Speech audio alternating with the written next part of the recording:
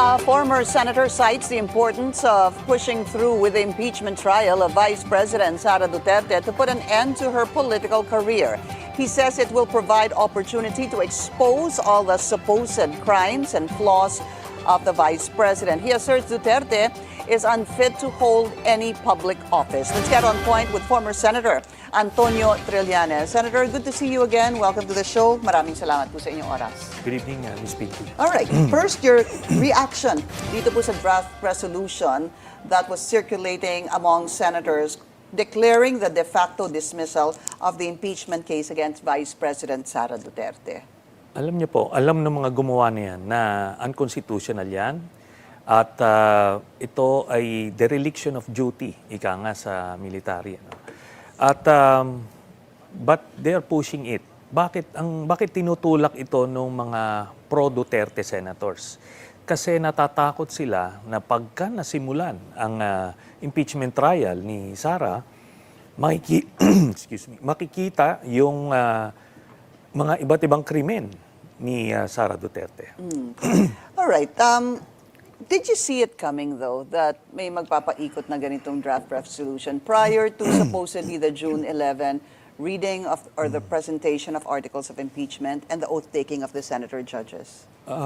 Hindi natin nakita yan nung simula kasi supposed to be ministerial ang role ng pagbubukas ng impeachment trial kasi maliwanag yung sa Constitution, hindi mo kailangan ng malalimang interpretasyon dyan. Pero binabaluktot ang interpretasyon precisely merong agendang pigilan ang impeachment trial. But if you actually, Senator, look at the numbers and even during the midterm elections, the results of the midterm elections, it didn't really favor the administration. In fact, it favored the opposition or the Duterte bloc, as they call themselves. So bakit po sila matatakot when it seems, doon po sa mga nagbibilang, they have the numbers? Yes. Alam nyo kung kumpiyansa talaga sila dyan sa numbers na yan. Precisely, pwede naman kayong mag-acquit sa dulo. Kaso, as what we have seen nung impeachment ni former Chief Justice Renato Corona, and I was there, nung pinupulsuhan ng mga analyst yung leaning conviction or leaning acquittal, lamang yung leaning acquittal. No? I think ang bilang nun, 10 yung leaning conviction, 13 yung leaning acquittal. Pero because of the evidence, nung na-present na yung ebidensya during the trial, kinalaunan, 20 yung nag-convict, 3 lang yung nag-acquit. Ganon din ang mangyayari dito. Ang bilangan kasi sa dulo, hindi sa una. Kaya we should not assume na hindi komo ang mga public pronouncements ng iba't ibang mga senador ay leaning acquittal, leaning conviction. It doesn't mean na mananatili yon. Yun lahat ay magbabase primarily sa ebidensya. Then yung public opinion, pag nakumbinse yung sambayan ng Pilipino na talagang guilty si Sara Duterte, it will be very difficult for the senators as representatives of the people na salungatin yon yung pulso ng bayan na yon. Do you think that in the course of the trial, that again, if we look at the numbers, it favors the Vice President because you need 2/3 to convict? Ano po? Do you think that as the trial, if the trial will actually proceed, that there will be a change of mind among those who believe the Vice President should be acquitted? Okay, i-categorize natin. Yung mga hardcore na Duterte senators, kahit na makita nila sa video na kung anong krimen ang ginagawa, hindi yan. No? Nakita natin yung viral video ni Pulong Duterte na nag-a-attempt sumaksak ng isang tao. It didn't affect the hardcore followers ni Pulong. Ganon din dito. Hindi na yan maapektuhan. So ilan ba sila? Ilan po yun? We're counting at least, at most 5. Yung hardcore na Duterte na kahit the evidence is staring them in the face, hindi sila Who are they, mag-isip. Senator? Well, I think kilala naman yan yung mga tao na yan. But if you want to enumerate, andyan dyan na si Aimee, si Bongo, Bato, Robin, tsaka si Marcoleta. Yan So, po yung sinasabi niyong 5. Ayan, yan yung solid. Then, pag titignan nyo, merong 10 na pwedeng,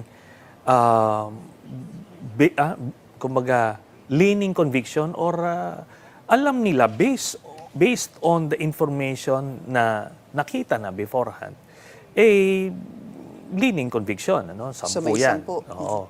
Then you have 9 na tinatawag nating sabihin na nating undecided or transactional votes na tinatawag natin. Transactional votes, no?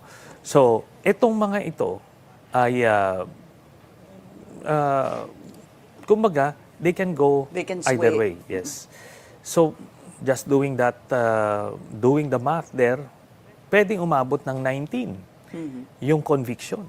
If all the undecided actually go with Yes. conviction. So, theoretically, you can get 19. So, ang nakikita niyo pong certainty dito, 10 versus 5. 10 for conviction, 5 for acquittal. Yung pong sigurado. Leaning, yung mga leaning, no? At ito yan, kasi ang hindi pwede kasing isusuko mo na kaagad, di pa nagsisimula, pinupulsuhan mo pa lang based dun sa public pronouncement, suko ka na. Hindi ganun. That's not how it works. And again, I've seen that. Talagang kahit sa mga botohan nun, lamang na lamang yung mga pro-acquittal kay Chief Justice Corona. Pero nung lumabas yung mga bank accounts, tapos nung nag-meltdown si Chief Justice Corona doon sa witness stand, nagbago isip ng karamihan. So in the end, 20 nga kami nun, no, who convicted. Ngayon, ganun din. Ako, I'm confident. Pag nagsimula yung trial, lalabas yung mga bank accounts ni Sara Duterte na joint accounts with Digong Duterte na billions yung transactions in and out na pera. And ang critical dito, yung every 6 months, merong dividendo silang nakukuha galing sa isang drug lord. Ako, sinasabi ko na yan, and dito, I'm so confident nandiyan na lalabas yan. And ako, no, I've been saying this the past, 9 years? Ngayon, sinasabi nila... Since 2016 ata. So, that's 9 years. Right, So, 9 years. sinasabi nila, gawa-gawa ko yan, then ito yan. Kung ginawa ko lang yan, imagine, talagang wala na ako. Wala na akong credibility forever, no? Pero I am so confident that it's there. Ngayon, sila yung natatakot kasi alam nila na totoo yung sinasabi ko. Why would you say that, for example, sir, totoo pong natatakot sila when you have the Vice President saying that she wants the trial to proceed and she wants a bloodbath? Ano yan lip service yan nag-ano sila no? Kumbaga, they're saying one thing, but they're doing another. Kanino bang batayan sila Bato na nag-circulate ng resolution? Di ba sa kanya yan? Pwede niya sabihan, Mr. Bato, tigilan mo na nga yan. Baka sabihin, natatakot ako sa impeachment. Pero hindi. Si Sara, yung front lang niya yan na parang confident siya. But I can imagine her shaking. Hindi nakakatulog yan. Kasi alam niyang, pag lumabas yon, again, every 6 months, nag-encash siya ng cheque. Cheque to, manager's check. When she was mayor. Tapos every 6 months, pati yung mga kapatid niya, si Digong, si Hanilet, lahat sila tumatanggap ng dividendo from a drug lord. Pag nakita yan ng taong bayan, nako, pati yung mga supporter nila sa Mindanao, sa military, sa police, they will realize now na tama pala kami all this Senator, time. if it's true, what you're saying, Yeah. bakit ganun kalakas ang loob ng ama, ng Vice President o yung kanyang kapatid na sinasabi niyo mag-withdraw every 6 months? Sorry? Bakit ang lakas ng loob nila Oo. na gawin ito? Dahil Kung meron, totoo. Yes, dahil meron silang impunity. Remember, nung mayor si Duterte sa Mindanao, sa Davao, 30 years yan, akala nila doon lang sila So hindi nila inisip na aabot sila national na magiging vulnerable sila, subject sila sa scrutiny. In fact, si Digong hindi niya naisip na merong be ICC president. eh. 'Di ba? So kaya nung ginagawa niya yung mga criminal activities niya, akala niya wala na accountability. So ganun sila pinalaki. Kaya nga sabi, pag nakita mo, hindi naman ito parang ignorance na bakit ka mag-i-encash ng cheque, no? Pero ganun na nangyari. For ano yan, at least 4 na payments, then saka sila nag-ship sa cash. So after nung 2-year period, they realize may paper trail yun. And what is that 2-year period? What are those years? 2011 to 2013. Balikan, So, incumbent mayor siya niyan, ha? Incumbent mayor, hindi niya dinedeclare sa SALN, tapos, ang tanong, bakit ka tumatanggap sa isang drug lord? Diba? so basically you're saying that in these 2 years, Yeah. ito po yung nagkaroon ng withdrawal every 6 months, tama po ba? Or deposit every 6 months? Every 6 months. But you also mentioned that they withdrew... Encashment. Nung una kasi, yung dividendo, cheque, manager's check. So, ini-encash nila every 6 months. Pero eventually, dinideposit na lang diretso sa kanila.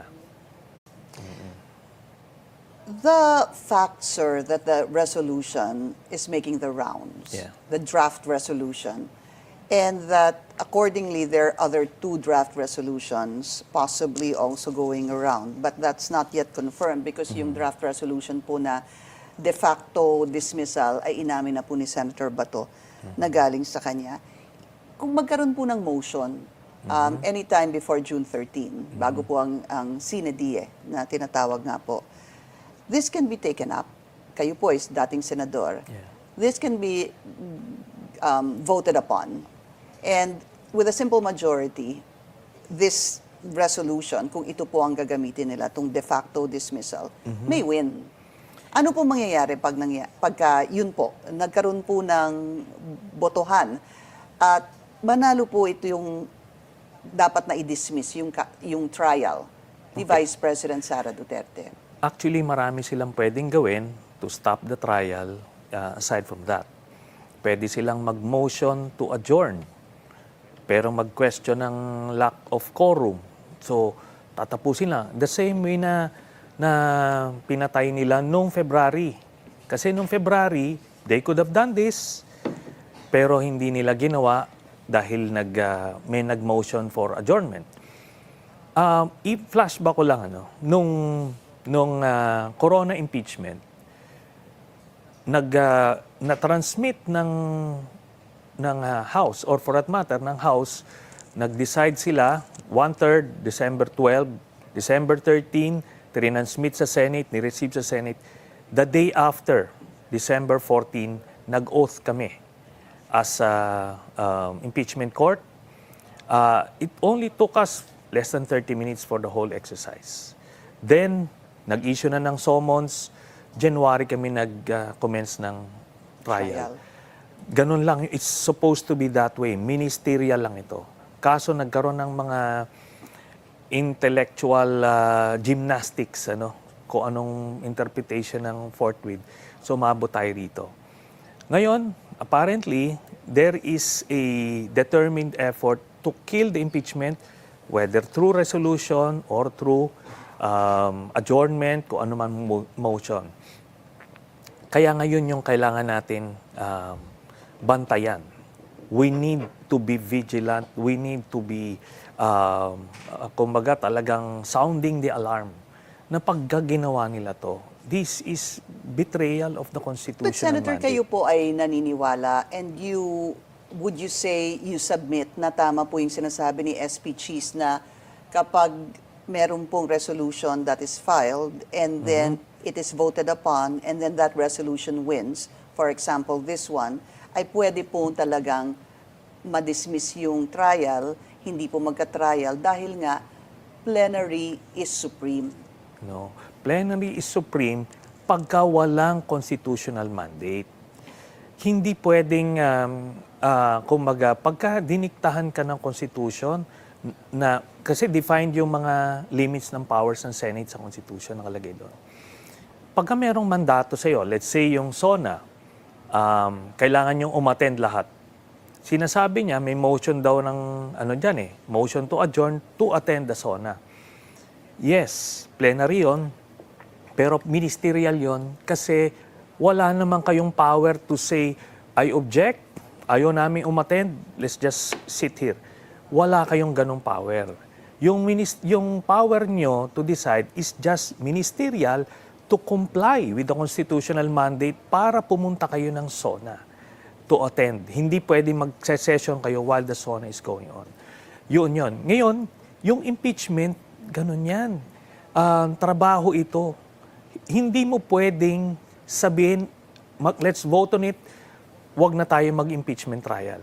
Ibig sabihin, yung plenary powers ng Senate is above what is dictated on by the Constitution. It appears that way because that's what the Senate President is saying. And in fact, if anybody wants to question this, he says, you are free to do this before the Supreme Court.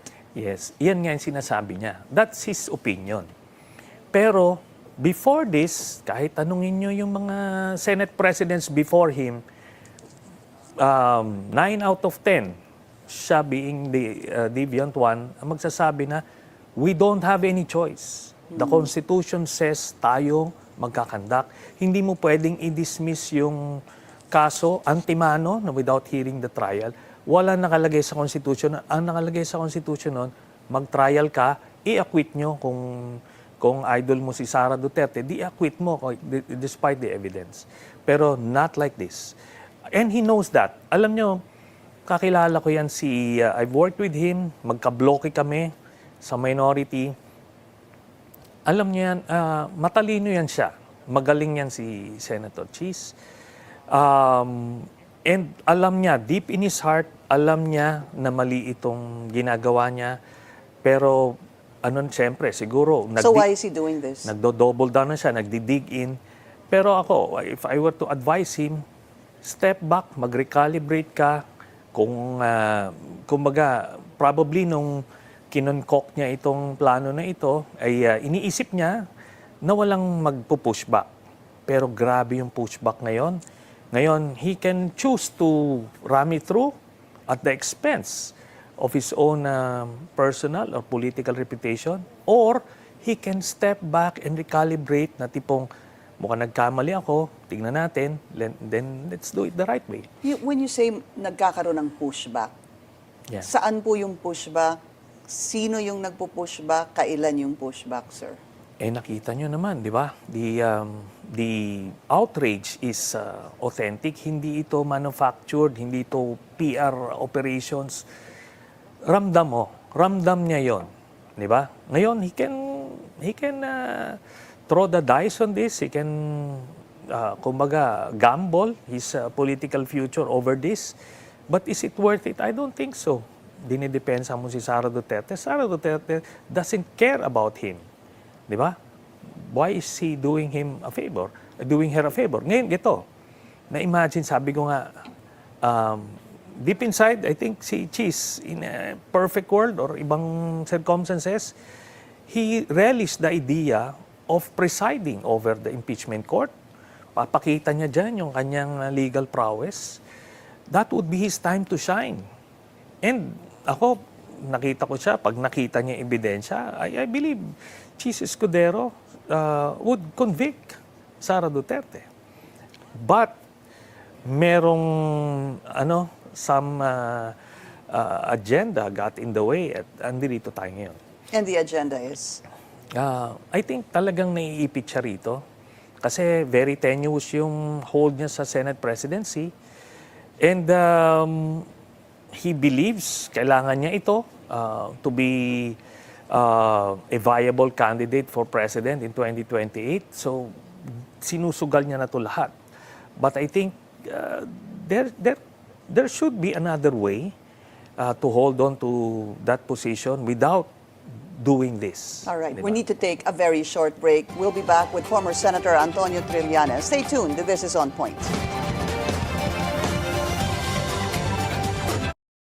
Find out from you, being a former senator, how you foresee what could happen in the last days of Congress, the 19th Congress. Kasi po, hindi ho ba ang session is just Monday Tuesday, and Wednesday. Yeah. Pero sinasabi June 13, mag-a-adjourn sine die. Yes. So, ano ho yung mga nakikita niyong scenario next week? Well, meron pa bang posibleng mangyari bukas? Kasi ang presentation of the articles of impeachment is on June 11. That is Yes. Wednesday. Wednesday. What are the scenarios you're seeing, sir? Okay. Based on the initial schedule na lumalabas, yung valedictory speeches will be done on the 10th, no? Tuesday. So, by tradition yan, yung mga exiting senators, nag-speech sila. So, yon. Ibig sabihin nun, tapos na yung mga importanteng legislation na sinasabi. Di ba? Kasi ang initial na reason, minob natin kasi maraming legislative agenda. No? Tapos na yun eh. In fact, kung sinimula nila yung oath nung June 2, yung debate na binuhos nila discussing yung impeachment, kumain pa na mas maraming oras eh. Di ba? Anyway, sige, andyan dyan. So, June 10, wala nang business basically. So, June 11 na tayo, pupunta tayo. Primarily to tackle the impeachment process. So, reading of the articles, then oath-taking, tapos... Convening of the impeachment court. Convening impeachment court, yun na. Mag-oath take sila na oath. So Then, that's Wednesday. Wednesday, tapos issuance of summons. Yun yung sinasabi niya. Pero sinasabi niya na unless there would be other motions, so that is a signal na kung may mga parliamentary maneuvers, yun yung binabantayan natin. Kasi based dun sa ginawa nila last time, nag-move to adjourn. Then it was seconded, This is nag-adjourn. Feb 5. Yes, February. Okay. Nung nag-recess po sila. So, pwede nilang ginawa yun. Nagawa nila eh. I think kaya nagkakaroon ng confidence si Senate President Escudero dito kasi nung Feb 5, walang outrage eh. So, he figured, wala ito. He can get through with this plot, ano? Pero ngayon nagkaroon ng pushback na malakas. Kaya nag-aano na siya, on the fly na yung plano niya. But ang pwede nilang gawin dito is mag-move to adjourn prematurely without tackling the impeachment. Even before the presentation, you mean, of the Yes. articles of impeachment, pwede pong Pwede nila. motion to adjourn ho. Oo. Ngayon, ang pwede Sorry, nila... sir. Pag mag-motion to adjourn, do you need votes for that? What is the scenario? Yes, kasi pwede kasi nag-quorum call na tinatawag. Yung quorum call is a privileged motion. So regardless of the Number. legislative status, I see. uunahin yon. So ngayon, kung wala kayong quorum, therefore, for lack of quorum, mag-a-adjourn na automatically. Yun So yun. you're saying pwede pong mag-adjourn even before the supposed June 11 presentation of the articles of impeachment? Okay, if that happens, nag-adjourn po sila, Di, tapos paano na? Tapos na. So, Can the articles of impeachment be read by the 20th Congress? yes. Pero pinasa niya na ngayon yung bola dun sa 20th. In the meantime, marami na ngayon magmamotion na hindi pwedeng itawid dyan, ganon. Kaso, hindi naman pwedeng aksyonan ng Supreme Court yon kasi wala pa naman nagtatawid. So, kailangan itawid muna after ng SONA sa next Congress bago may magmamotion na bawal yan. Kasi hindi pwedeng in between eh. Kasi how do you know na itatawid? Yeah, wala wala pa pa. naman.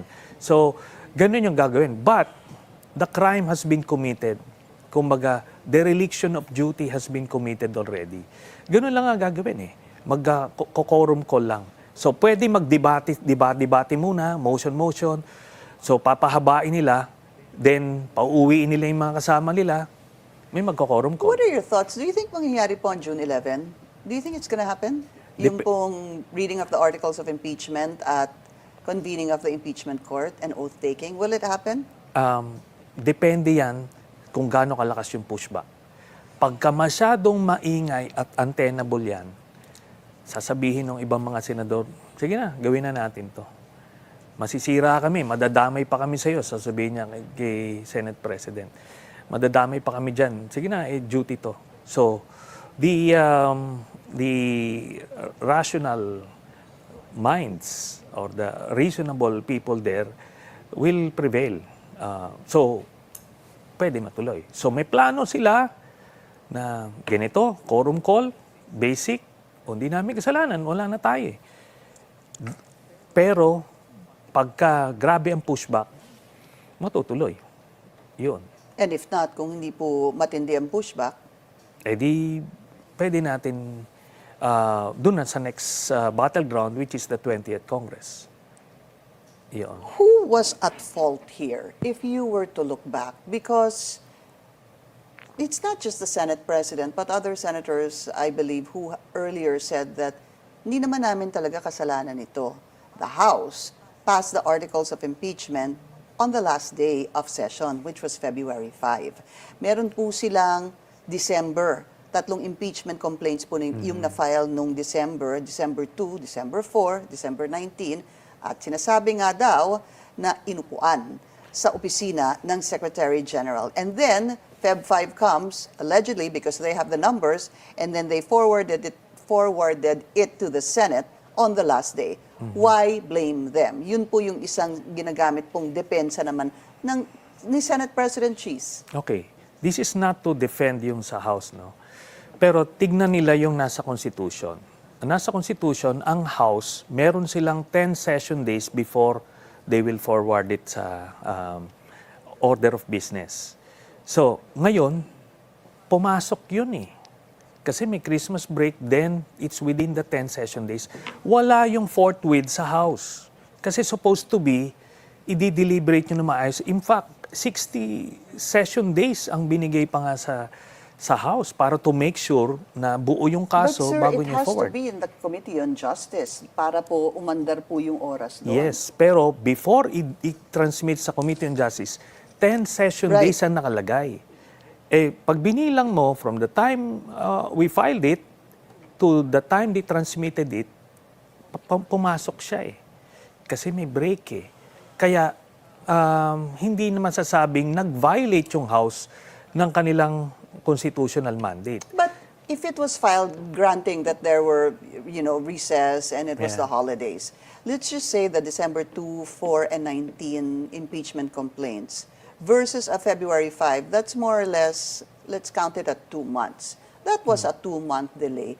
Granted, meron pong mga recess, may mga holiday. Yes. Any period during the time, sir, they could have also transmitted that or forwarded to the Speaker, nilagay po sa order of business at inumpisahan po sa House Justice Committee. But they did not do that. Yun na nga nakalagay kasi sa Constitution. You have 10 session days bago mo ma-refer sa Committee on Justice. Meron silang ganon.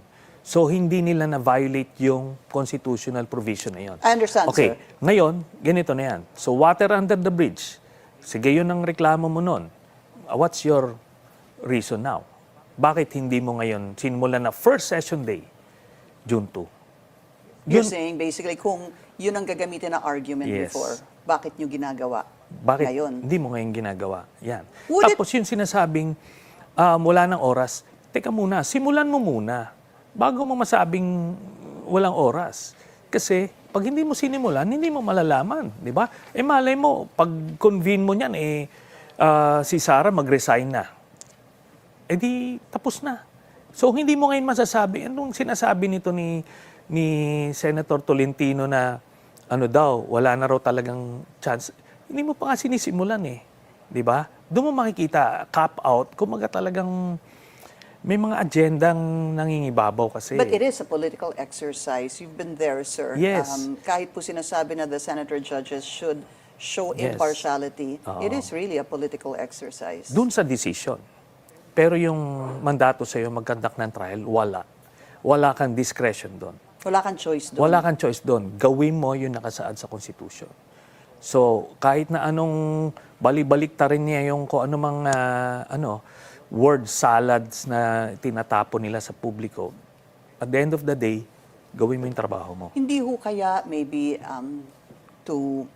we have a few minutes left, I believe, that sabi ng iba, sir, kapag nagkaroon po ng resolution questioning the jurisdiction or the lack of time of the senators, kumbaga ibasura na po itong impeachment ni Vice President, ay makikita na po rather ng publiko who is for and who is against. So it will already give you a preview of, let's just say they get, the senators get 13 votes to junk the impeachment trial. That 13 could be the same number that will vote for her acquittal should the trial proceed. So kumbaga binibigyan na tayo ng preview. Not with the quorum call. Pag nag-quorum call, wala eh. Whether for conviction ka o hindi mo makikita yon. So yun. Yun yung mabigat doon. Pero sinasabi ko nga rito, ang bilangan sa dulo, huwag niyong i-assume. Kasi pag sabi ko nga, pag lumabas yung mga ebidensya, during the trial, I tell you, makukumbinsi ka. It would take a hardened partisan na not to convict. I'm confident about that. Former Senator Antonio Trillanes, sir.